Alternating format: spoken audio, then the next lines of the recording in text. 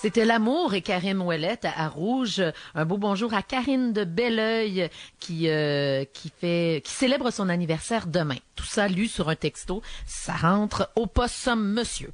Michel Lacasse en studio du côté de Montréal. Bonjour Michel. Ben, bon dimanche Patricia. Comment va-t-il? Très bien. Heureux anniversaire. Merci, c'est gentil Michel. Écoute, les fêtes se succèdent parce que la semaine prochaine, on va fêter l'Halloween, la fête des enfants, mais aussi c'est la fête de la porte qui fait ding-dong, ding-dong, et qui peut donc être très agressant pour les chiens.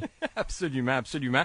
Puis on va donner des conseils ce matin pour que l'Halloween se passe bien, évidemment, avec nos chiens. Alors, je t'écoute. Premier conseil, si on a un chien qui a pas de rappel, Patricia, et qui ne revient pas lorsqu'on lui demande, ben on gère notre environnement en mettant une petite barrière pour empêcher le chien de se rendre jusqu'à la porte d'entrée et se sauver. Hein? Il y a beaucoup d'enfants qui viennent sonner à l'Halloween. Il y a beaucoup d'excitation. Les chiens le ressentent et comme on veut éviter tout incident, ben, on essaie de les tenir à une certaine distance. Donc ça, c'est mon premier conseil pour l'Halloween. Pour le chien et pour les enfants. Oui. Deuxième conseil, si on décide de costumer notre chien, ben, il est important de s'assurer que le costume est sécuritaire puis que le chien se sente à l'aise à le porter.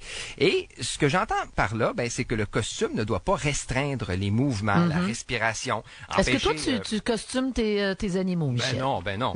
Mes animaux sont déjà des petits clowns, donc ils n'ont pas besoin de déguisement. Mais si on décide de déguiser le chien, ben on veut que le costume aussi soit déjà ajusté avant la soirée. C'est pas tous les chiens qui se sentent bien en Superman. Donc si on voit qu'il y a de l'inconfort, ben on veut évidemment reconsidérer notre choix personnellement. Il y a l'animal qui a de l'inconfort, puis moi il y a de l'inconfort quand je regarde des animaux costumés. Ouais, ben personnellement, moi je suis pas un fervent des costumes pour les chiens parce que la plupart n'aiment pas ça. Ben oui. Autre petit conseil, si on a un chien qui a peur des gens ou qui n'aime pas les enfants, ben le soir de l'Halloween, c'est peut-être pas le bon moment de le désensibiliser. Vaut beaucoup mieux l'installer, je te dirais, de façon confortable dans une petite pièce avec ses jouets préférés. Ouais. Et là, ben c'est vraiment le bon moment pour sortir les fameux Kong, le bourré avec la nourriture ramollie à l'intérieur et congelée dont j'ai parlé il y a quelques semaines. La soirée risque d'être beaucoup plus agréable pour notre animal. Pour tout le monde. Et sécuritaire aussi pour les petits monstres qui vont se présenter à la porte.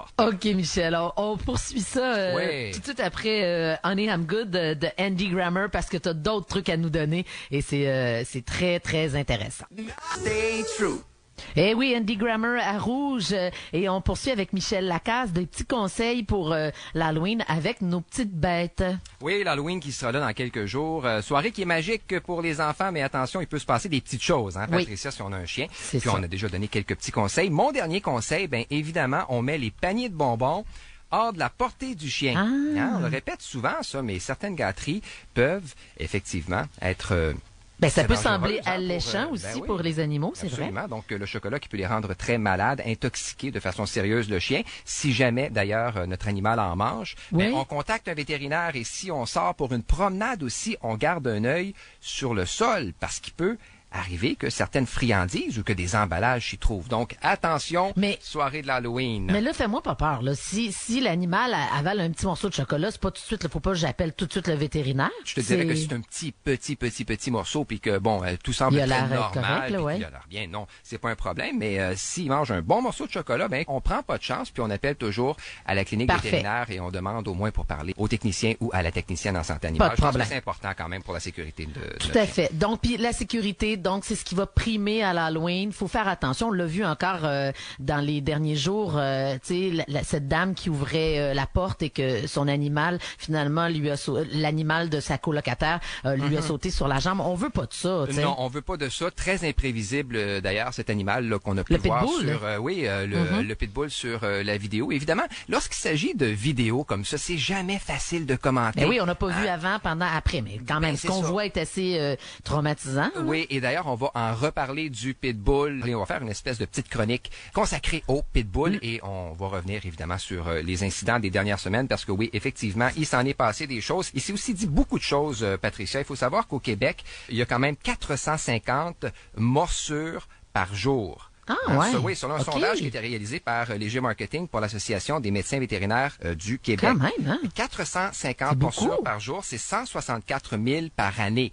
Et là, il ne s'agit pas de morsures qui sont faites que par des pitbulls. Et ça, il faut en être très conscient. OK. Il y a une espèce de campagne de peur. Et, oui. Bon, en tout cas, c'est bien plate tout ça. Mais on aura l'occasion de reparler des pitbulls dans 2 semaines. Très intéressant. Merci beaucoup, Michel. On va mettre une petite vidéo, on nomme ça, sur Facebook, sur la page de Rouge FM, où on voit un petit bébé avec le chien qui s'endort et qui finalement finit par tomber endormi juste à côté du bébé. Ouais. Ça, c'est des bonnes nouvelles. Là. Il y a rien c'est pas un comportement, c'est totalement inoffensif. Claudia m'a montré ça tantôt, puis j'ai trouvé ça mignon et j'ai trouvé ça adorable. Et pendant que Claudia, notre super recherchiste, nous propose ça sur Facebook, ben en dessous, si ça vous tente de poser des questions à Michel, si vous avez quelques questions que ce soit pour Michel, il pourra tenter d'y répondre. Alors, gênez-vous pas, laissez-nous là. Oui, des questions sur l'entraînement, sur le comportement, mais je vais tenter d'y répondre effectivement. Donc, on va attendre les gens.